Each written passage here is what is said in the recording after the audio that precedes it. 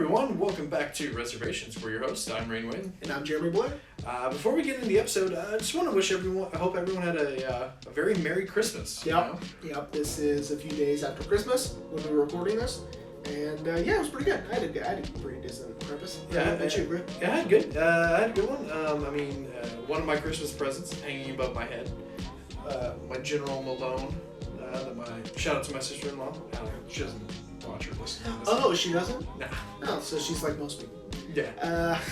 But yeah, I had a good Christmas. You know, it was a lot of fun. That's what's up. A lot of good food. Having fun with the family. A lot of sleeping this Christmas. Oh yeah, I vacations. I work at a college, so I'm on vacation for a while. Yeah. I sleep like a mug. But I go ham on that sleeping. During vacation times. Yeah.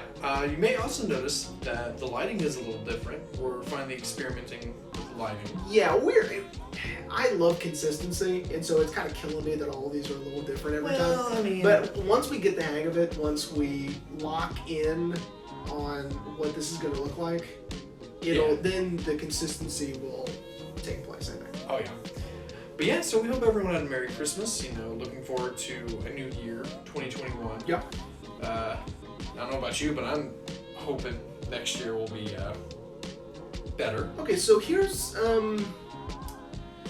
we don't have to get into this right now, but I am one of these people that I hate it when people blame the year for something. Yeah. They're like, oh, this year, like it's just the year. Like it doesn't matter. Like the year has nothing to do with it. And so there's this thing on Netflix right now that the guys from Black Mirror made, and it's like Death to 2020. It's like, shut up. It is. Sorry, it's a pet peeve of mine. I don't. So what you're saying is when 2016 happened, like you were one of those people who was like, who cares? While everyone else was like, 2016 is the worst year. Yeah, I don't care. I'm gonna be honest. I don't even remember what made 2016 the worst year. It doesn't make a difference. You know what? Things are still gonna be this way in a month, which means it's not just gonna stop just because it's the new year. That's insane if you think that way. That's not how things work. Time is just the thing that passes by. It's how we calculate things. It has nothing to do with the duration of things. Oh my god. We as humans give it duration. That's it. It's the dumbest thing in the world. Anyway, well, we hope everyone had a Merry Christmas and has Sorry, have a good New Year. Good God. I don't like when people blame the year. Anyway, man, and I apologize if everyone just heard that. that was your stupid dog. Man, you just went off. I did. I'm sorry. Good God. It drives me crazy. Anyway, right. Amores Perros. We're gonna get to Amores Perros. So man, you did something a little sneaky with this. Sneaky with this. You never told me that this had anything to do with animals. It's part of the reasons it's called this is because there are dogs involved in every story. Yes. Right. And in one way or another. As you know, what the hell? Sorry. As you know, I am a bit of a, I love dogs. I love animals. And so... And to love your dogs, you would really have to. So. And... I'm just going to ignore that. And the first opening shot is a wounded dog, and... Yeah, we start off with the car crash, which which connects everybody's stories, right, is this car crash. And I like that... I guess we're just going to dive in. I guess so. Today our film is Amores Perros, as you can see in the poster in betwixt us, hopefully. It's right there. We start off with the car crash, right? And then we immediately go into Octavio's story, right? Yeah.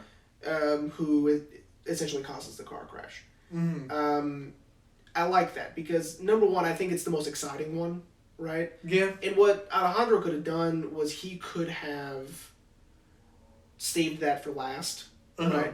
And so we kind of forget about Octavio and then what we saw in the car. But I like that we dive right into his story. Right. Right? So we don't have to wait so long for that payoff for that car crash. Mm-hmm. Right? We wait about 45 minutes. Yeah, I would say each segment's about 45 minutes. Thereabouts, yeah. Movies about they're all evenly distributed, I think. Me personally, the middle one, Danielle y Viviana, that one I think is the slowest. I think it's the least exciting for me. Okay. It might also be the saddest, and just because you just feel so bad for her, right? Yeah. But in terms of how it affects Octavio or Susanna or Chivo, it really doesn't, right? Not necessarily. Yeah, the only thing really is Octavio, his crash messes her life up. Right. She doesn't influence his life at all. No, but he does. Pretty much ruins her life. Right, exactly. So let's go ahead and start with Octavio y Susanna. I think Gael Garcia Bernal is one of the greatest actors working today. Oh yeah. I think he's phenomenal. He just electrifies the screen. And this was one of his first big roles. It was This was a big one for him.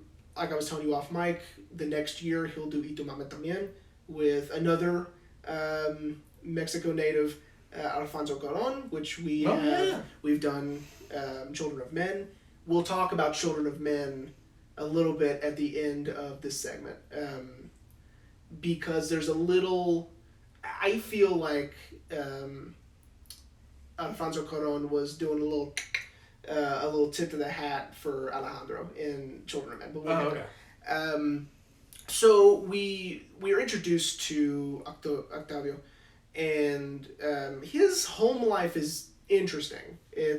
He's living there with his brother, his mom, and his brother's wife, and their new baby, right? Mm. And I love that they call him Pelon, bald, right? On the subtitles it said Baldy. Yeah, Baldy, right? Which makes me laugh. I don't know. That I don't think he has a name, right? Mm-hmm. And so the mom kind of rubs me the wrong way, only because she is either very passive of what's happening around them, right? Uh-huh. Of what's happening in her household, but not necessarily, because she tends to get on to Octavio more than Ramiro, right? Yeah. Sorry, that was my phone. Which bothers me, right? Because Ramiro is obviously the worst, right? Susanna's not that much better, and we'll get there. Yeah. I'm not a fan of hers either. Really, I just want Octavio to be happy, right? I want him to succeed. Unfortunately, he goes about wanting to succeed in an interesting way, which is dogfighting. Yeah. I really love the visual introduction to the dogfighting world, right? This is where Jericho first goes, wins his fight, and then they go find coffee in the streets, right? Kofi? Kofi. Yeah. Kofi. That probably sounds better. And so when we see blood everywhere, right? And they're trying to wash the blood off of some of the dogs. And it's really impressive how they filmed the dogfights. Yeah, so like you said, you were a little tricky in not telling me, because I feel like if you were to tell me, I would have gone into this movie a different way.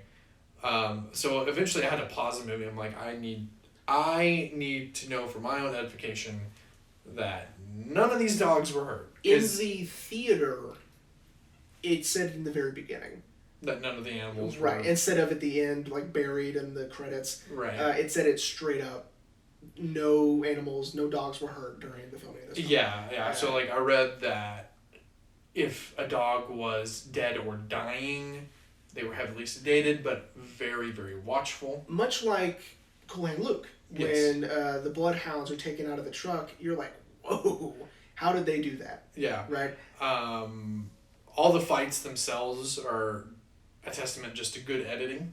And sound design. Yeah. Because apparently the dogs are actually just playing. Yeah, they're just messing around. And of course, some dogs play hard. But there was, I also read there was thin pieces of wire on their muzzles. So they can't really bite one another. right? Right. And again, the editing and the sound design, you're feeling it, right? You're feeling these dogfights. Oh yeah. And it kind of almost normalized it. The way the movie treats dogfighting doesn't necessarily treat it as underground crime activity, right? At least to me, it didn't. Just go to your local dogfighting ring. Yeah, and every Saturday, let's go, right? Yeah. Unbelievable. And I was talking to you. I think I forgot what I had landed on. What his name was. I think it was like not Gustavo. It don't matter. The dogfight ring guy. The chubby. Yeah, that everyone just calls Fatso. Yeah. Gordo. Yeah, the fat guy. He's gross. Yeah. He seems to always be touching his genitals when he's talking to anybody. Right? Yeah. Oh yeah. Almost as a sign of dominance, Probably. And because when he's first talking to Octavio, he says like this is my business, no taxes, no nothing. This is mine. So, cash. Yeah. That's all it is. So probably yeah, I would agree that it's probably dominance. A dominance. It's a dominance and to keep touching your penis and balls, while you're talking to someone. Right? Oh yeah. And he does it very very sensual like, and I did not like that. He's gross. Yeah, very just kind of. Yeah, yeah. It was gross. I just really am just enamored by the dogfighting. I think that again, it's a huge plot point. Oh yeah. But I was always just so impressed by how they filmed those and how real they looked and felt. Right. Oh yeah, because like I said, it was. Was it tough for you? It was tough for a while, and then like once my brain like understood like it's not real, it's just a testament to good editing. Right. I was like, okay, I'm fine now, because it's just as I was explaining to Ashley, is different countries have different filming laws. Some countries, when it comes to animals, are a little not really relaxed, but their laws are different than here, and so, but knowing that like even said on the IMDb trivia, the Mexican SPCA was like very like watchful of like if a dog, how long a dog was sedated for. Right. They even tried to get, or not even tried, they did get dogs that looked the same. That way one dog didn't have to be sedated multiple times a day. Right. And it was like only for like an hour. Yeah. If that. And only once a day. Yeah. Right. That was the sort of ruling. Yeah. And I mean, and it's also very visceral too, you know. It just, yeah, it was hard. It was hard for a while. I apologize, everyone. That was my watch. Oh. Wow, we're so popular today. I know. But it was hard for a while. And then after a while, I understood like, okay, this is part of the story. Yeah. It's not real. But, But anyway, moving on. So, all right. So let's talk a little bit about Susanna. Not a fan. I think I think she's awful. I mean, she's not as bad as Ramiro, but she... Well, it's tale as old as time, Guy falls for girl. Yeah. Girl is like, yeah, I'll leave with you. And then girl leaves with abusive brother and all the money. Yeah. That was tough. Yeah. When she leaves with Ramiro.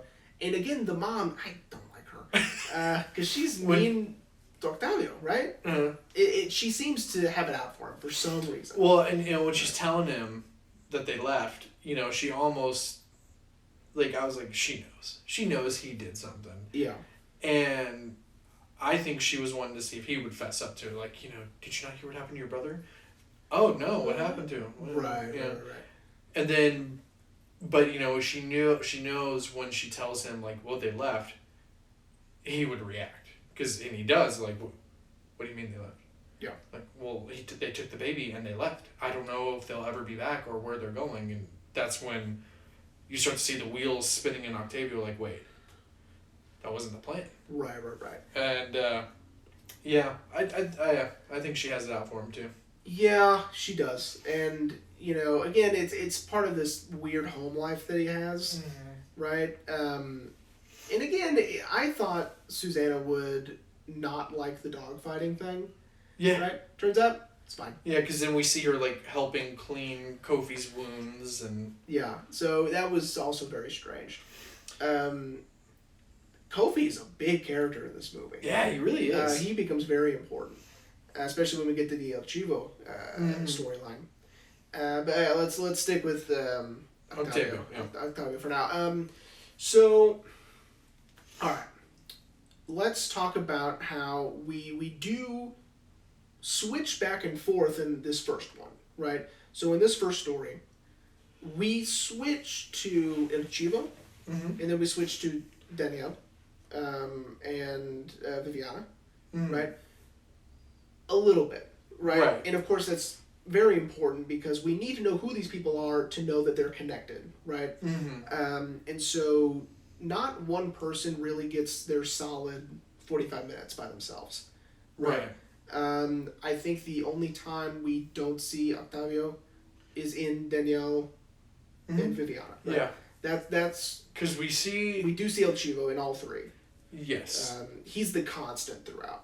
Right. Yeah, because in the Danielle storyline, we just see Valeria after the accident. Yeah. And her coping with all that. Right. So again, we keep going back and forth. We're kind of not. I mean, I wasn't sure the first time I saw it. I go, who the hell are these people? Why do they matter? Who cares? Right. Of course, at that time I had seen 21 Grams in Babel already, and so I was like, okay, it's probably going to be another one of those. Right. But in this one, the switches aren't for very long, and the main people get their main story, right? This is clearly set up in a 3-act structure, much like Requiem was. Right. And I really do like the subtle things that we get with El Chivo throughout, right? Until he gets his own story. Yeah. And then we get to know a little bit more about him, whatever.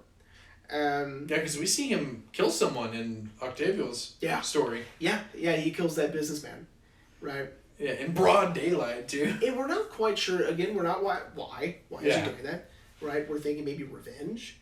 Yeah, because he's pacing back and forth, and we're like, what is he doing? Yeah. And then he just whips that gun out, and just caps him through the glass, and boom, takes off. I think each story is pretty straightforward if you want to just lay out the stories in a linear way, right? Without cutting to other people's stuff. Kind of like when they show The Godfather on TV. Yeah, when you show it in order, right? Right. It's pretty straightforward. It's Octavio needs money to take Susanna and leave, right? And get rid of Ramiro because he's the worst person in the entire world. Yeah. He's worse than El Chivo, I think. I think he's the worst person. He's the villain of the movie. I cannot stand him and Jericho. I think. Okay, Jericho. You're right. I think Ramiro may be worse than Jericho because Jericho's afraid of Ramiro. Yeah. He says he's not, but he is. Oh yeah, right. 100%. And so when Ramiro starts to have success in his robbery schemes, it kind of sucks because you don't want him to win, right? Yeah. And again, his relationship with Octavio is horrible. Right? Yeah, threatens to shoot Kofi when he finds out that he's been doing dogfights with him and winning and making money. All right. Octavio probably shouldn't have done this. It was, buying the groceries in his line. And then headbutting him. Yeah, so I don't say he deserves to get beaten with a pipe while taking a shower. But, I get it. You know what I mean? Well, I paused it after he headbutted him. I was like, man, that's some brotherly love right there. And Ashley was like, what? I was like, it was like the little brother was like, I'm not afraid of you. And I'll show you how I'm not afraid of you I am. Yeah. And just headbutts him in front of everyone. Yeah. Yeah. But then, it's that whole little brother thing where you get a big head, and then big brother has to remind you, I'm older. Don't ever do that again. Which is the pipe beaten while taking a shower. I mean, I try to put myself in Octavio's situation, and I'm just like, man, he didn't even see it coming, bro. I don't know, dude. He's humming away in the shower. Yeah. And then, see, I was like, man, Ramiro's about to do something to him. I was not expecting a lead pipe. Yeah, it was rough, and we see the injuries throughout the rest of his story. Right? Yeah, he's wearing a bandage on his head and stuff like that. All right. Let's talk about the final dogfight with Jericho, right? Jericho wants a private dogfight, which should have been a red flag, right? Mm-hmm. But you know what? Octavio wants to make some more money.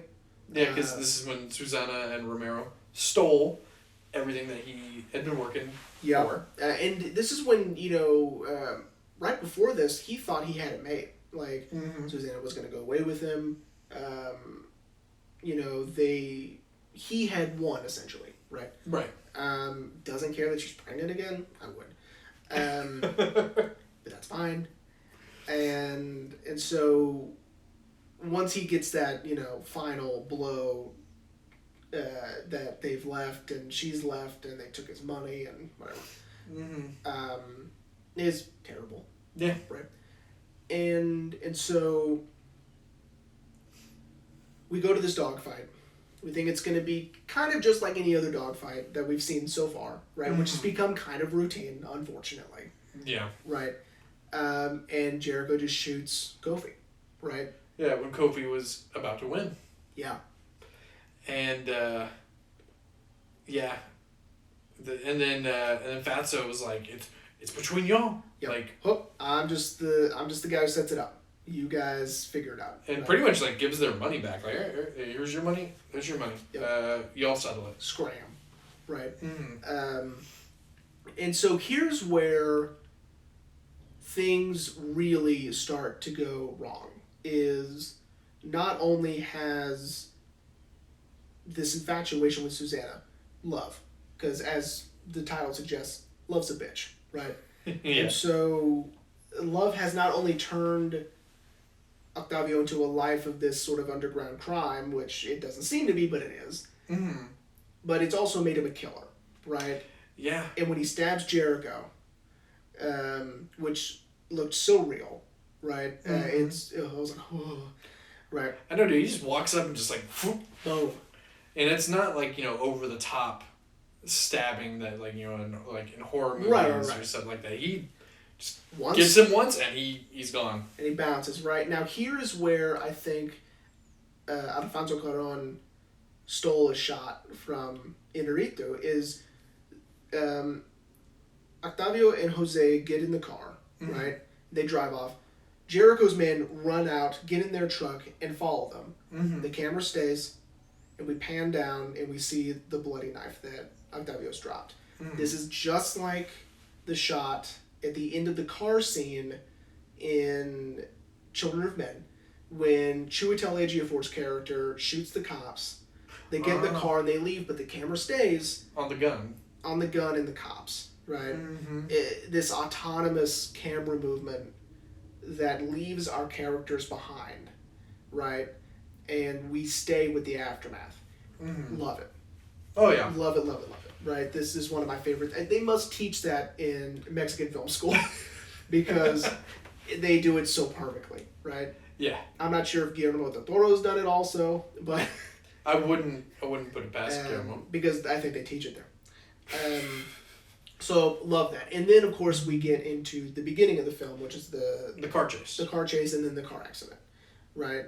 I do like that we don't really figure out what happened to Octavio or Jose until later. Right? Mm-hmm. We're just focusing on Jorge, sorry. We're focusing on Viviana. Right? Yes. And Richie, the dog. Yeah. Again, we've gotten glimpses of them before. I thought it was really cool how they introduced Viviana on TV into this world, right? Mm-hmm. The advertisement the gigantic billboard, Mm-hmm. and then on television, right? Right. So we get a sense on who she is, just by visual cues and what's on television. And then Danielle is having an affair Yeah. with her. Again, subtle. We don't know who he's having an affair with until their story starts. Right. Yes, because when we're still on Octavio's story, is when we get that little flash of Danielle, where he gets a phone call and he's like, "Oh, brother, it's so great to hear from you." Yeah. And his wife pretty much kicks him out of the bed because she's trying to watch TV, and he's like, "I thought I told you not to call here." Right. Yeah, no, we're gonna meet up, okay? I'm not mad. But yeah, so we know he's having an affair. Right, but not with who, right? Apparently the most beautiful woman in Mexico, Viviana, Yes. according to that television show. And I do like the sort of bait and switch of she's dating this guy, he's also famous for something, and I think he was like an actor or something. Yeah. And I think he was like in a telenovela. And then he coaxes her into going to lunch. She's hesitant, and we're like, why? They're dating, who cares? Go to that apartment, give her the apartment, right? And then it's that bait and switch. It's like, look, it's Danielle, he's here. And Danielle pops out, and we're like, oh, hey, oh, it's them. Oh, he's having an affair with her, right? Right. And again, it's not quite slick exposition, but I do like that we kind of get a hint of what he does for a living, which is the editor of a magazine, right? Because he gave that guy the cover of the magazine. Right. Right. And so their story, like I said, I don't think it's as interesting to me. It wasn't as interesting. I thought it was kind of dull, right? But it is really sad to watch her lose most everything. She still has Danielle. So where Octavio's story, he loses everything. Yeah. Right? Everything. Oh, yeah. El Chivos, most everything. Right? He's trying to we'll get there, getting back on his feet and whatever. There's no reconciliation with the quote love that they're chasing, either romantic love or familial love, right? There is no end to that story, right? We don't get either. There's no closure. We don't get closure, right? On either side, but with them, they stay together, right? Right. And so their love is damaging their life by being put in this tragic situation. She is losing her endorsements. She's losing her jobs. Because her leg is all fucked up? It's gross, yeah. Yeah. And all pinned up and whatever. Which sucks for a model, right? Right. It's like the worst thing that can happen to you. This is, of course, in 2000, when it was gross to even think about putting someone with a pinned up leg or with scars on their legs on a cover of a magazine, right? Yeah. Now she'd probably get the cover of Vogue, but not back then. Not 20 years ago. 20 years ago, that's still gross. Right. No matter how pretty La Fache is, that leg is gross, so we can't have that, right? Yeah. And I thought Viviana was kind of obnoxious. I mean, a little bit. Like, her whole, again, I love dogs, but... And Richie seemed really soft. I'm a tactile person, so I think that out of all the dogs, I would have liked to pet that one. Yeah.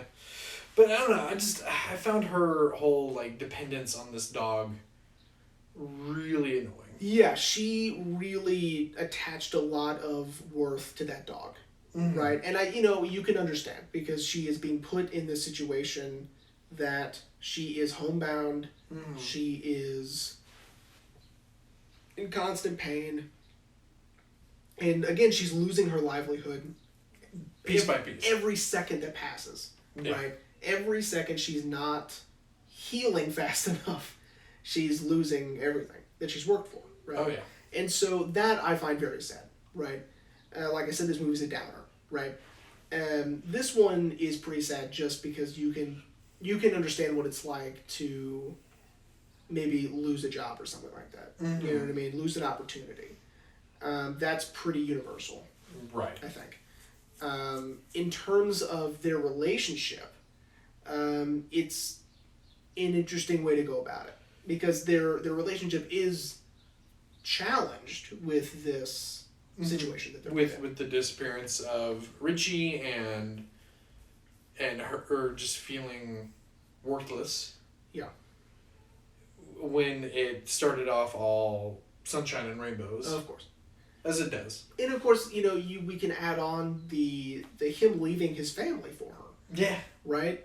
And it seems leaving the family for good. I mean, we're talking, he doesn't talk to the wife anymore, the kids, because she even mentions it, that he doesn't talk to them anymore, which is hardcore. Wild. Yeah.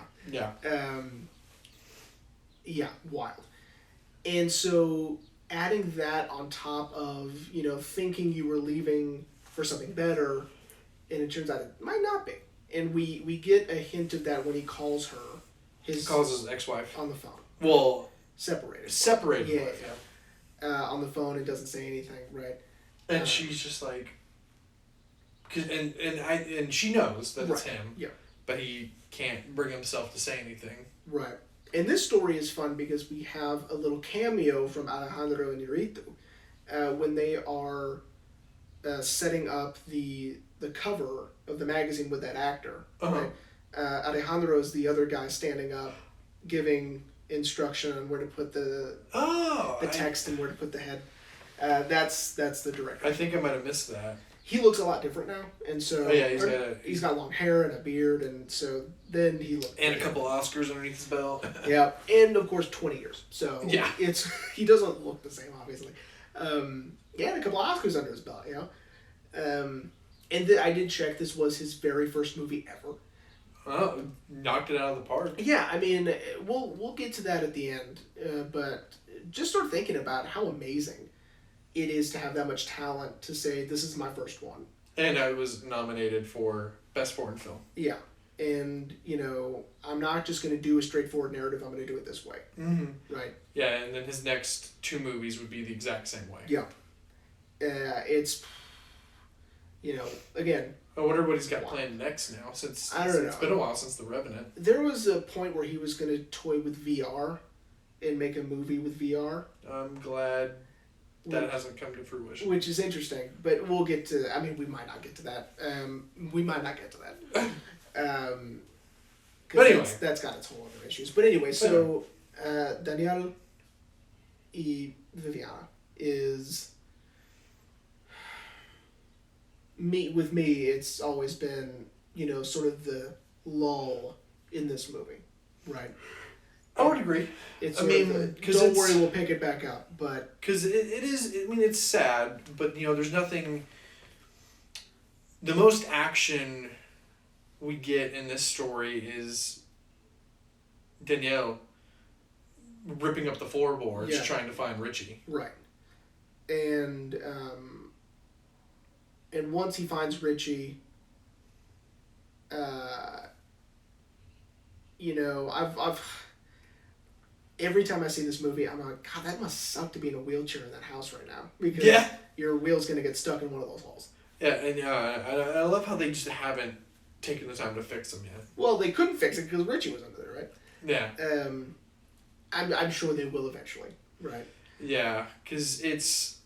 Maybe. It's kind of... How I kind of read that scene is he saves Richie, and you can kind of tell there's this, wave of relief on him. Like, everything's going to go back to the way it was. Because, this causes a lot of... The disappearance of Richie causes a lot of tension. Yeah. And... He was even going to kill that dog with chocolate. Yeah, I know! I was like, yeah, that's the way to get the dog out. Let's tempt it with chocolate. I've thought about this. I'd like to think it's like their dog treats, right?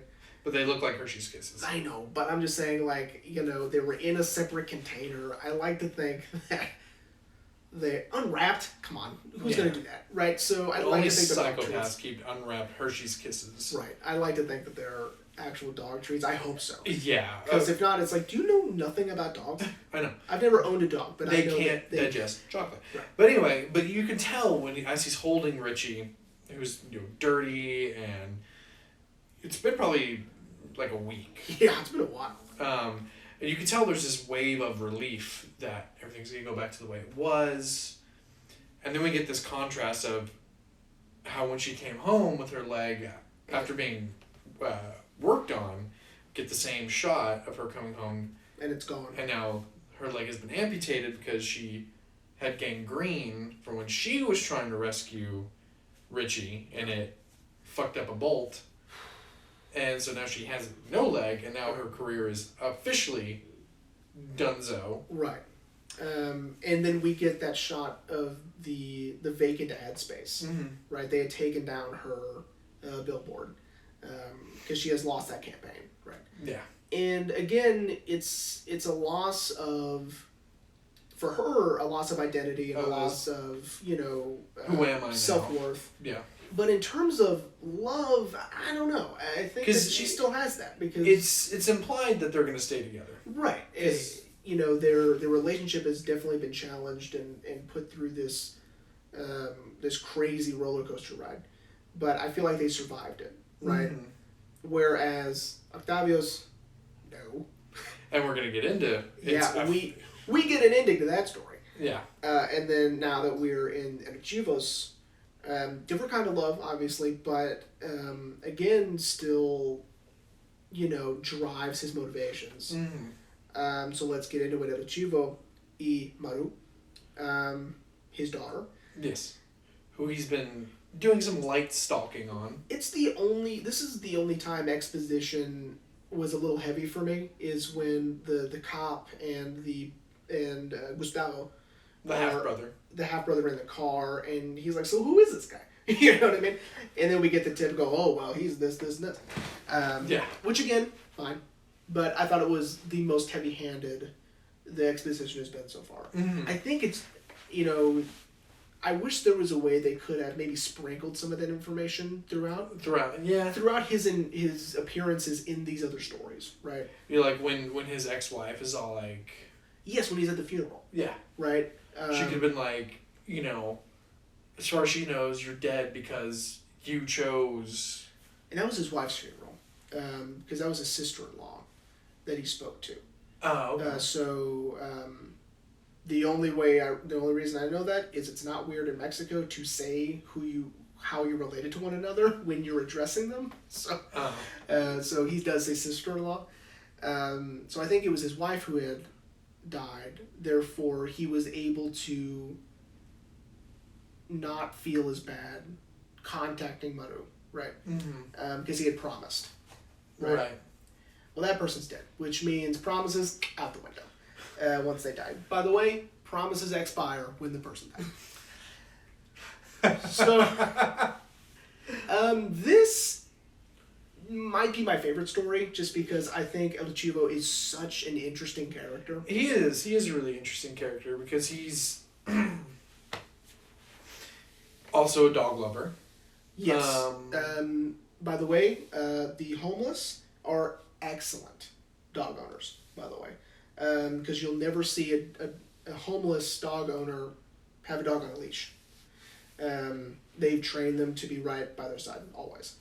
That's just a fun thing that I learned from Cesar Millan. It's true. And also in Mexico, they don't use leashes, so they train their dogs correctly. But, maybe the train of thought. Sorry. Might be. Yeah. So El Chivo's great, he loves dogs, cares for his dogs, but then, on the slide is a hitman. Yeah, and a former gorilla, which not spelled the same, obviously. Right. Think of them as like political cartels. Yeah. They're, if you don't know what a gorilla is. That's with a U, not a no.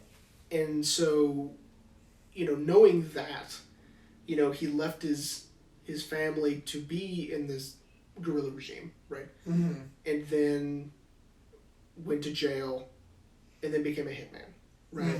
Mm-hmm. and which explains him killing the businessman. That was a hit that he was told to put out, right? Mm-hmm. And now he's going to be offered another one. Right. Where we get this expositional dialogue with the cop and Gustavo. Mm-hmm.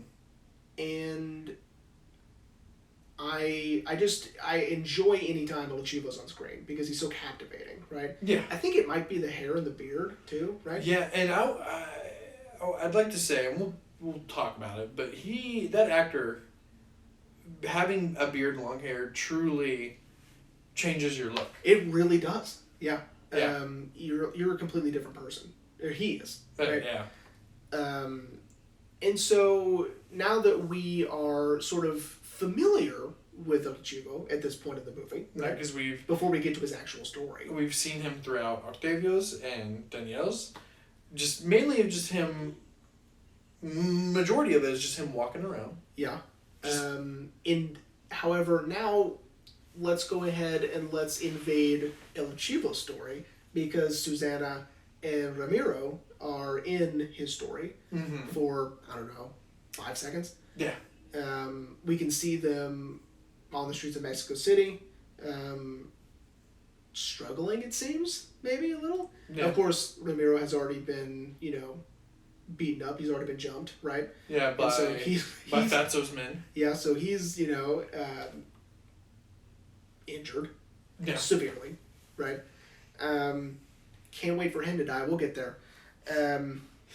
And so we briefly see them, right? Mm-hmm. Which is awesome, right? Because now we get to know where they are in the storyline, right? And so we're like, okay, so we're past that. So it's almost linear, right? Right. And so, not quite linear, right? Because it's before the car crash. Yes. Yeah, the car crash still hasn't happened yet. No. And so it's almost like they just left, right? Mm-hmm. And so Octavio doesn't know yet, right? Right. His mom hasn't told him, so this just happened, which I liked. That you can sort of think about it and piece it together like that without being told. Mm-hmm. Right? And so then he starts getting together a plan to do this hit, right? Right. Yeah. But he's already decided he's not gonna do it the way he normally does, right? He has an idea. He has a plan, and he's going to use this assignment to follow through, right? Mm-hmm. So one of his outings in his stalkery, right? Yeah. His stakeout, right? Right. The car crash happens, right? And it's then we realize everybody's at the same place at the same time, right? This car crash. Not only did Octavio hit Viviana, but El Chivo's there too. Right. Right? Just kind of meandering. Right. We assume until now we figured, okay, he was, staking out this hit, right? It's so as big as Mexico City is, it feels so small in this movie. Oh yeah. By the way, Mexico City is gigantic. So I don't know if anyone out there is a geography nerd or not. It's not that small, and so the fact that Alejandro makes it feel small, sort of like in Magnolia. When you do a little reading and figure out everyone is a square mile from everybody else, right? Makes that city seem small, right? Right. Okay, so the car crash. We get closure on Jorge. Unfortunately, died. There's no way he would have survived that anyway. So because he wasn't wearing a seatbelt or a shirt. Yeah. So he's gone, right? Yeah. Octavio lives, right? But he's really badly hurt. Yeah, and of course we already know what happened to Viviana, so that's fine. But what we didn't know was what happened to Kofi, right? Yeah. Well, we should also mention that El Chivo also took this time to steal what money Octavio still had. Yeah. Now Octavio has nothing. Yeah. Literally nothing. So what happened? Well, I just realized in one of the other stories, I think Danielle and Viviana's, we see what happened? Like, what happened? Oh, do we see Kofi in one of those? Because that's when he's he had just taken Kofi home and he wrapped him. Gotcha. No, you're exactly right. And then then in this we see, well, how did he get Kofi? He just took him right off the street. Yeah. Because the paramedics had set him aside to deal with the humans. Yeah. I guess. I guess so. It's a little speciesist. Animalist? Animal? Sure. I don't know. And so, but anyway, he takes him right off the street and unknowingly brings a vicious fight dog Home. into his home. With 4 other dogs that he's been nursing. If you're an animal lover, this is the saddest point of the movie. Yes. Is, his... I was not expecting this. Yeah, I mean, it's crazy. It comes out of nowhere. When El Chivo comes home. And Kofi's covered in blood. And so he starts to freak out, like, oh no, like... What happened? What happened to you? But then he starts to realize, like, wait, this is only in your face. You're not bleeding anywhere. Yeah. And he had killed all of his dogs, right? Mm. And there was quite a few. There was about 5, maybe? Yeah. 5 or 6? He only names 3, but yeah. Yeah. Yeah. 4 or 5. One of them's Bean. Yeah. Friole. So yeah, this is the saddest part of the movie for you dog lovers out there. Because then he even toys with the idea of killing Kofi. Yeah. But then I had to read it. I was like, what was his motivation? Because he could have just killed him. And so I had to look up that he decides that to let him live because violence is all he's known. Right, and again, he's starting to move away from that, Mm-hmm. right? Slowly, but surely, right? Almost as if Kofi is a reflection of El Chivo. Yeah, exactly. Kofi isn't a bad dog. Violence is all he knows. Kofi's been taught to be violent, right? Mm-hmm. And so I think you're exactly right. El Chivo sees that in Kofi, and he's like, you know what? Without even knowing his backstory, right? He doesn't know that he's been in dogfighting, for weeks. Right. And which apparently is, the strongest part of his personality now. But you're right. He sees that in himself, sees that, if I'm trying to get out of this, I'm going to teach this dog, hopefully, to get out of this also, right? Mm-hmm. And so, keeps Kofi, burns the dogs. Sad. Yeah. Real sad. And I think, mostly it's due to the tremendous job of this actor who is amazing in this. Mm-hmm. I would have been happy if he hasn't said a word this whole time. Because at a point in the movie, I was like, maybe he won't speak at all. Yeah, because... And I like that. Throughout the other stories, he hadn't really spoken... He doesn't talk, Maybe just a few lines here and there. Right, and it was at the funeral, I was like, oh, he's going to talk. That's fine. Yeah, but that would have been fine if he hadn't. And so he kidnaps the half-brother, Gustavo's half-brother. Yes. Who says that he's cheating me out of money, right? Mm-hmm. And, we're partners in this firm or whatever. And, could you take care of him, right? Well, instead of just killing him in public like he did the other guy, which seemed to go just fine, right? Yeah. Seems to got away with it. Like, super easy, right? Yeah. Dumb. And sorry. Lost my train of thought for preemptively chastising you. So, he kidnaps the half-brother. And doesn't kill him, right? I'm going to be honest, because when I read that this also is a comedy drama, I was like, well, where's the comedy? I was laughing so hard when he's fucking with him, like, man, a lot of people want to kill you. Yeah. Because he's like, who was it? Was it this person, this person? He's got a long list. He's like, maybe it was that girl that you're sleeping with. And he's like, no, it could have been her. No. Was it her husband? Was it her? Like, Jesus. I know. I was laughing. I was like, I shouldn't be laughing at this. Your wife, maybe? Like, mi esposa?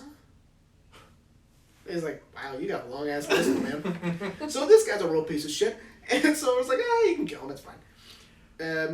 But El Chivo was like, I'm not going to kill you yet. So what he does is he coaxes Gustavo, his half-brother, to show up. Mm-hmm. kidnaps him, puts him in the same room together, right, overnight. Right. And I really like this transference of violence, is what I'm going to call it. By El Chivo, which, by the way, shaves, cuts his hair, that's a different person. Yeah. I know we were alluding to that earlier. The only part I cringed is when he's clipping his fingernails and toenails with those scissors. I was like, Yeah, as someone who just recently took their grandparents to the podiatrist to get their nails cut, yeah. Yeah. I was just like, But yeah, so this... completely different guy now. Completely different. And so now we kind of realize, okay, he is going to try his very best to get back into his daughter's life. Mm-hmm. Right? We, of course, see this by him trying to picture himself in her life again by taking those Polaroids, or those photos in the photo booth, and placing them on the picture he stole from her house on her graduation day. Or it wasn't, it was her on her graduation day. That is not him. Right. Right. And so, what's it going to be like if I'm like this? No, I should probably cut my hair and shave, maybe. And, yeah. Okay, how about now? Better. Right? And so he is, slowly trying to come up with the plan, or trying to build up the courage to ask to be back in her life, right? Mm-hmm. She didn't even know this guy, right? He left when she was 2. Right. So she thinks he's been dead the whole time. Exactly.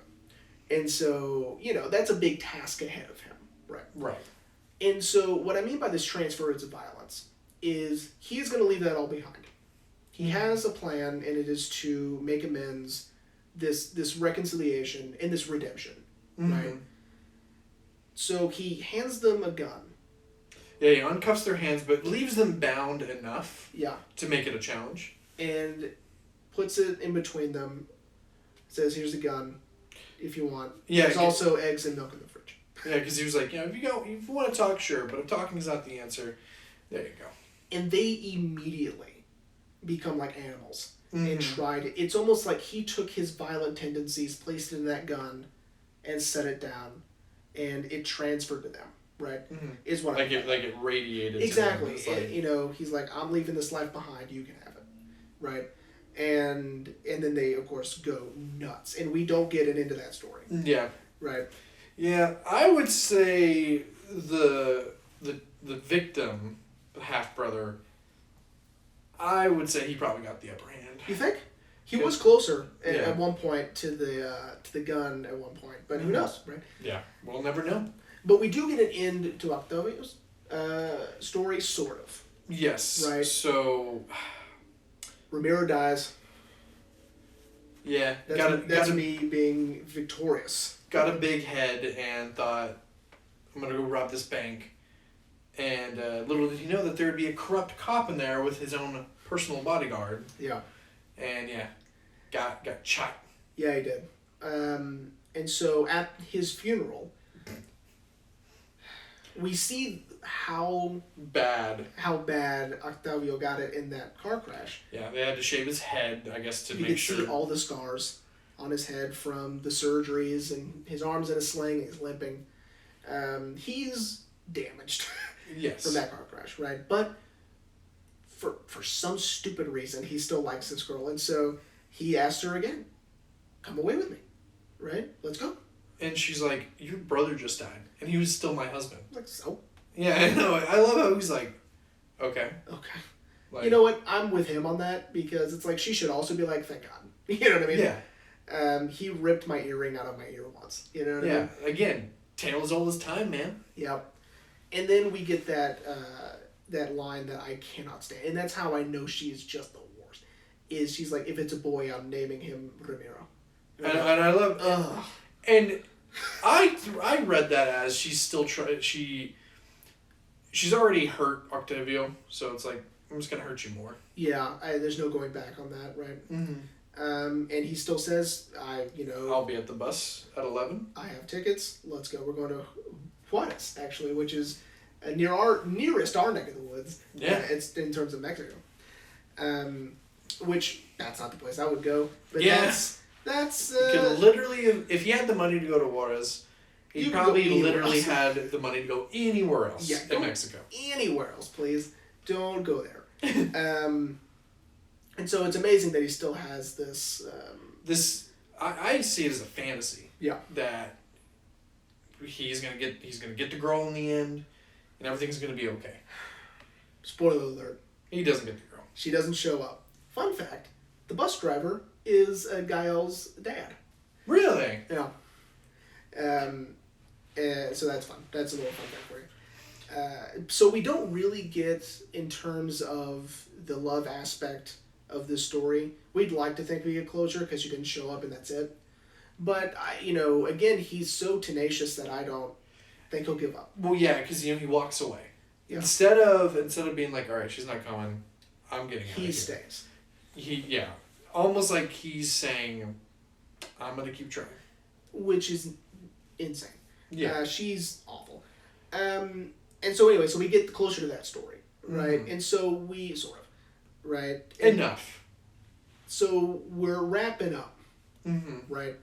And so now El Chivo is again in his new man get up. He's got a new blazer, stolen, from Gustavo. New shoes, new Stolen. pants. Stolen. And he has cut his hair, he shaved his beard off, and he looks, 60 years older to me. I think it's because he looks thinner with the beard on. Yeah. So, once more, goes into his daughter's home, right? Listens to her message a few times to hear her voice, right? Which I really liked. Replaced the picture that he has stuck his... Yeah, and his tongue must be glue, bruh. Yeah, it's got a lot of adhesive in his saliva, I guess, because it's stuck pretty well. Yeah. And so replaces that with his picture in place of her stepdad, right? Mm-hmm. And then leaves her a message on her answering machine. And this one is tough, man. Again, it's very sad. This is his plea for redemption, for forgiveness, and for a chance to be a part of her life, right? Right. And it's heartbreaking, very expertly acted. I'm a big fan of this guy. I wish I could see more of his stuff. I don't really remember who he is, or that I can find out, and find out what movies he's in. So we get that, and then we kind of get this sort of man with no name ending for him. Mm-hmm. Where he drops off the car to that chop shop or junkyard or whatever it is. Gets his duffel bag and Kofi, sees an open field, and starts walking. Yep. Right? That's it. Movie's over. Mm-hmm. Right? And so kind of closure with him as well, but not with the love aspect of this. We don't get to see Maru's reaction. Right. Her response to this voicemail that he has left. Mm-hmm. We don't get that. Which I kind of like. I like that it's sort of open-ended with El Chivo's story, right? And it sort of begs the question, does he deserve... forgiveness? Or redemption. Right. Does he deserve to just walk off into this open field? Right? Right. I don't know. Maybe. We'll never know. We will never know. And that is Amores Perros. Right. What did you think about Amores Perros? Did you enjoy the film at all? I did. As I was telling Ashley after I finished it, if you took out all the stuff with the dogs, I would have probably enjoyed it more. But because I did enjoy it. I didn't, not saying it was a bad film or anything, but just for those first 10-15 minutes, I was just having such a hard time because I was just like, oh my God. Yeah. Even though, just again, testament to great editing that they made it seem so real that these dogs were killing each other. Yeah. But other than that, in terms of story, I've seen Babel. I've never seen 21 Grams. 21 Grams jumps around a lot. I was noticing that last night. I popped it in right after I'd finished Amores Perros. And I was like, man, it jumps around like every 5 minutes or so to a different story. It just goes back and forth like that. Do you think Do you think with that one he really wanted to experiment with multiple storylines? I think that each time he gets better at it. Well, not yeah, to say this one is bad. No, yeah, I would definitely say in Babel though it's honed in. Yeah, like he knows. He gets more creative each time, I think. Yeah, but so I've seen Babel, and so when I read that this was part one of his trilogy of death, I was like, okay, I think I know what I'm getting into. And you know, even though I couldn't name any of these actors except for Gael, right. They were just amazing. They were all in on their characters. I also read that they filmed this in very high crime parts of Mexico. It was not uncommon for crew members to get things stolen or mugged by street gangs. Jesus. We discussed when we did Birdman, Alejandro knows what he wants out of his movie. He knows how to get the shot, and he's going to get the shot. Yeah, and it's still just so amazing. This is his first movie ever. I know. To be able to make a film like this with such an interesting narrative structure and, you know, in a tough place to shoot. And compared to New York, I would say this was very tough for him. Yeah, I mean, which is why you start like that, so it can only get easier, right? Yeah, we're going to film in New York. Dog. Easy. I filmed in Mexico. This will be a quick. Okay. In 1999, Mexico City. Call me when you do that. I was like, bruh, we're shooting in the cold, bitter wilderness. That's fine. Oh, there's barely any sunlight here? Please. So, I'm a huge fan of this film. I'm a huge fan of Iñárritu in general. If we didn't stress it enough in the Birdman episode, and for all you YouTube watchers, go listen to our Birdman episode.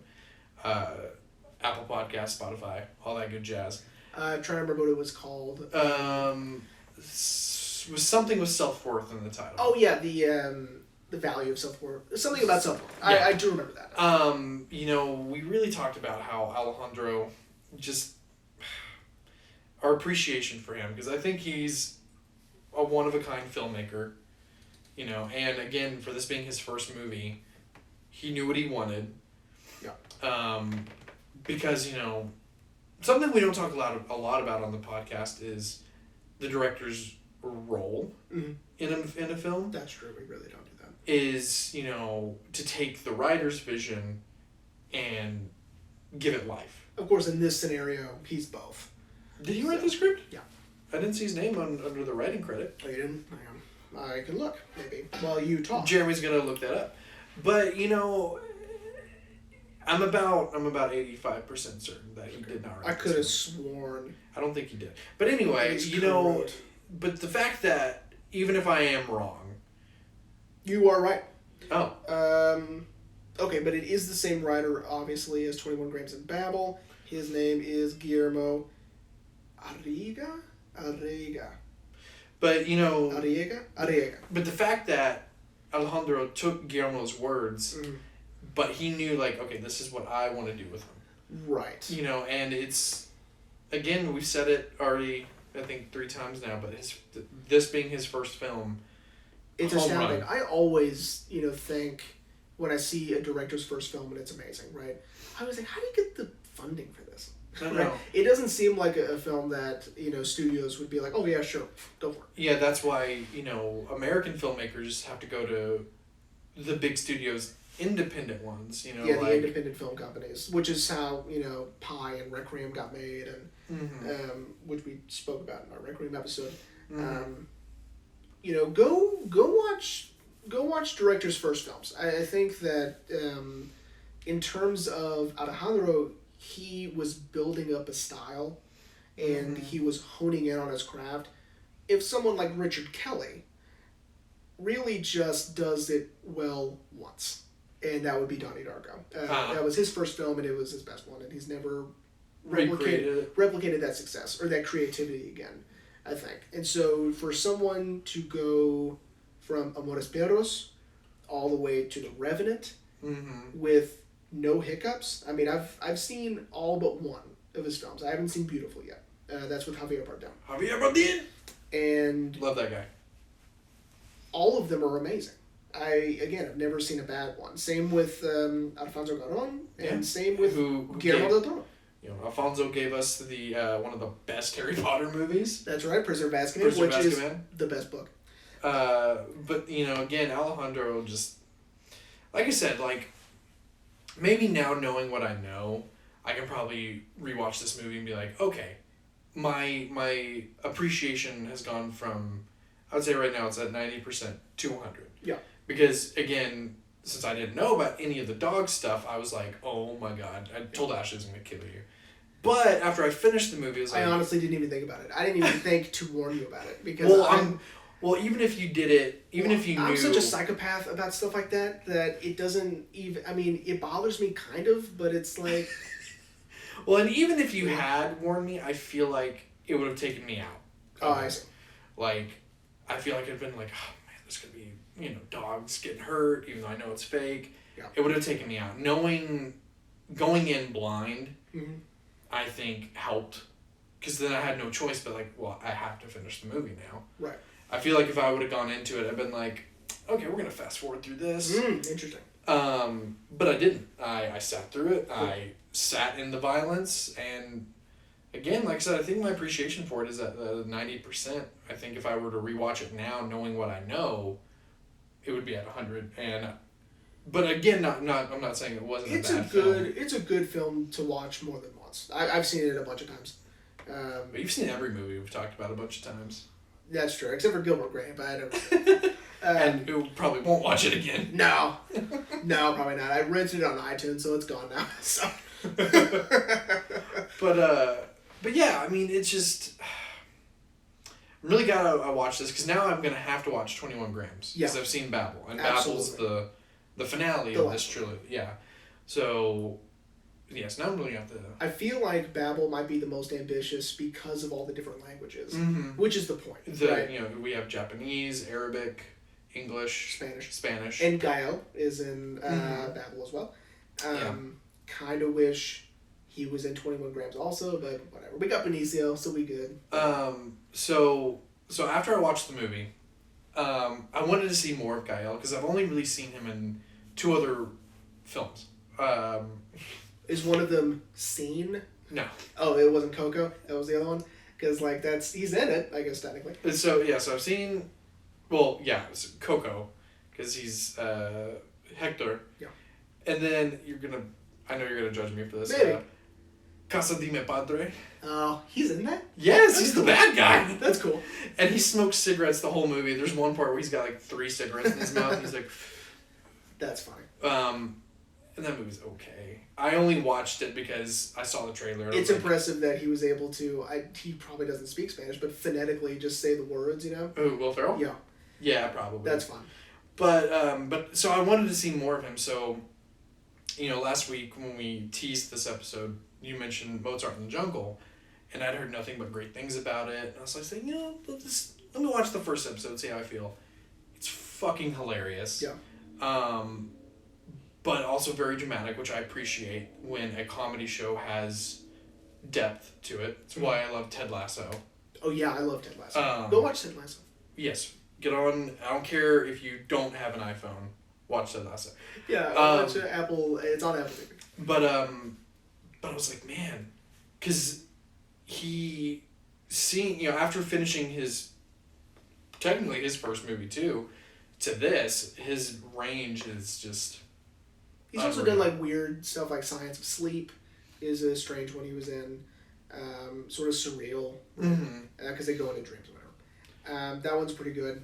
And then of course lending his voice to Coco and singing in Coco. Yeah, I'm glad you brought up, the speaking, because a lot of my appreciation and love for this movie is really just auditory. I love the sound of Mexican slang.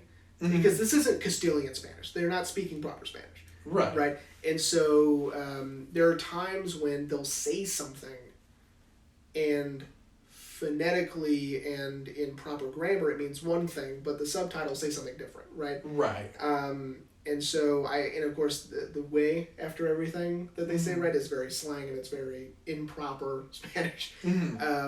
I love it. I love just being immersed in this world of, real Mexico, right? Right. And so I love it. I love hearing all of them talk, and speak in this way, in this non-proper Spanish. Yeah. I really, really like. Yeah, it was, like I said, I really enjoyed it. Now I need to see 21 Grams. Yeah. Yeah, man. It was great. I'll let you borrow it. I haven't gotten it. So Jeremy, are you ready to wrap up? I am ready to wrap up. I'm really glad you enjoyed it. Again, this is another downer. Like I said, this season is all downers for me. Yeah. So, next week, technically it's classified as a drama. Okay. But it's not a full downer.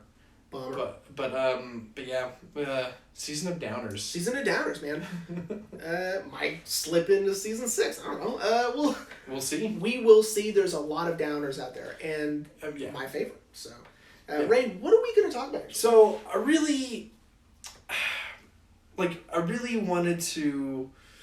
Of course, this is before you pitched me this movie. I was like, man, what am I going to follow Gilbert Grape with? Because I wanted to, continue with our downers, but then I was like, but I don't know, man. I feel like I'm worried we're depressing our audience a little bit. 'Tis the season. Seasonal affective disorder is a real thing. So I decided, like I said, technically this movie is classified as a drama. Mm-hmm.